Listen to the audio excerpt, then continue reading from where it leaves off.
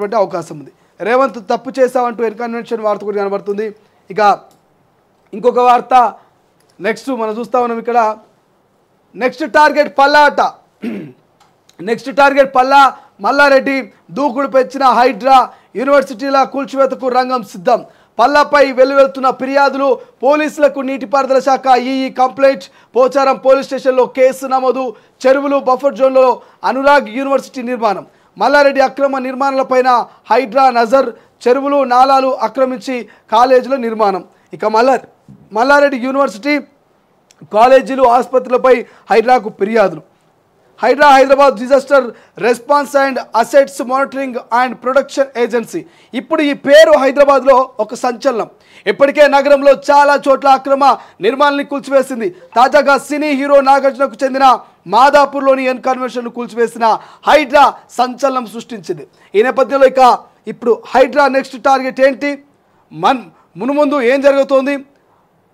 ఇదే చర్చ రాష్ట్ర వ్యాప్తంగా జరుగుతుంది. ఈ క్రమంలో తాజాగా బీఆర్ఎస్ ఎమ్మెల్యేలు పల్లా రాజేశ్వరరెడ్డి, మల్లారెడ్డి అక్రమ నిర్మాణాలపై హైడ్రా దృష్టి పెట్టినట్టు తెలుస్తోంది.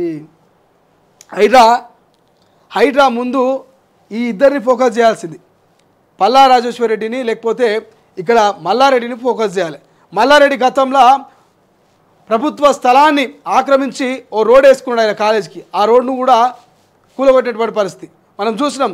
అనేక మార్లు మల్లారెడ్డి మీద కబ్జా కోరని, కబ్జాదారని ఆ ప్రాంతంలో ఉన్నటువంటి ఎంతోమంది సామాన్యులు, పేదోళ్ళ భూములు కబ్జా చేసినని వాళ్ళు ఎంతోమంది తెర మీదకి వచ్చినటువంటి పరిస్థితి. అయినప్పటికీ మల్లారెడ్డి నేను ఇంత కూడా ఇసుమంత జాగ కూడా నేను కబ్జా చేయలే, మొత్తం కష్టపడి పాలమ్మి పూలమ్మి బోర్వెల్స్ వేసి కాలేజీలు పెట్టి కష్టపడి సంపాదించిన అంటాడు. అటువంటి మల్లారెడ్డి మరి ఇంత కష్టపడి సంపాదిస్తే నీ మీద ఇట్లా ఫిర్యాదులు ఎందుకు వస్తాయి? నీ యూనివర్సిటీల మీద నీ మీద ఎందుకు ఫిర్యాదులు వస్తాయి? మల్లారెడ్డి యూనివర్సిటీ కాలేజీలు ఆసుపత్రులపై హైడ్రాకు ఫిర్యాదులట. మరి ఇంత సుఖమైన పని చేసి ఇంత కష్టపడి సంపాదిస్తే, ఇంత చెమట దారపోసి సంపాదిస్తే మరి నీ కాలేజీల మీద నీ దవాఖానాల మీద ఎందుకు ఫిర్యాదులు పోతాయి? ఏమైనా నీకు పగోలు ఉన్నారా? లేకపోతే వాళ్ళకి నీకేమైనా భూతగాదాలు ఏమైనా ఉన్నాయా గతంలో పోయిన పూర్వజన్మల?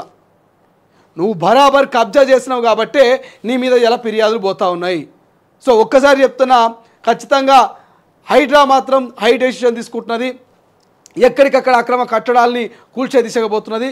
నేను చెప్పిన కదా, ఇలా నాగార్జున కన్వెన్షను, రేపు పల్లా రాజేశ్వరరెడ్డి, మల్లారెడ్డి, లేకపోతే కుదిరితే కేటీఆర్ జన్వాడ ఫామ్ హౌస్, ఏది ఉండదు. హైడ్రా ఒక్కసారి మైండ్లో ఫిక్స్ అయింది. కుదిరితే ఇంకా అధికార పార్టీ నాయకులకు సంబంధించి ఒకవేళ పొంగులేటి శ్రీనివాసరెడ్డి అన్నట్టు ఒక్క ఇటుక కూడా బఫర్ జోన్లో ఉంటే కూల్చండి అన్నారు కదా.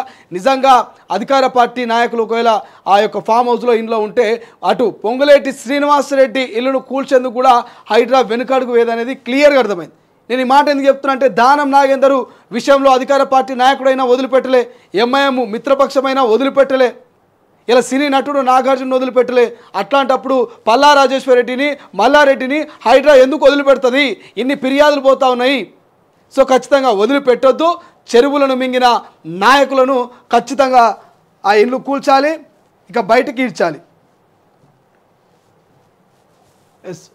ఒకసారి ఏదో వార్త మిస్ అయింది, మనం ఆల్మోస్ట్ అని చెప్పినట్టునా ఇక్కడేనో మిస్ అయినట్టున్నాం మనం.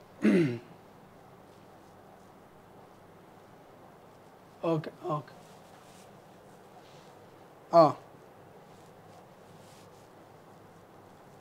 ఇలా మొత్తం అది ఇచ్చింది ఆర్టీవీ తొలివేలు. ఇక్కడ చూడండి. మహిళా కమిషన్ ఆఫీస్కి వచ్చిన బీఆర్ఎస్ నేత కేటీఆర్కు వ్యతిరేకంగా మహిళా కాంగ్రెస్ నేతల ఆందోళన. ఎమ్మెల్యే వాహనాన్ని అడ్డుకునేందుకు యత్నం. తన వ్యాఖ్యలపై మరోసారి సారీ చెప్పిన కేటీఆర్కు నిరసన సెగ. తప్పేమున్నది?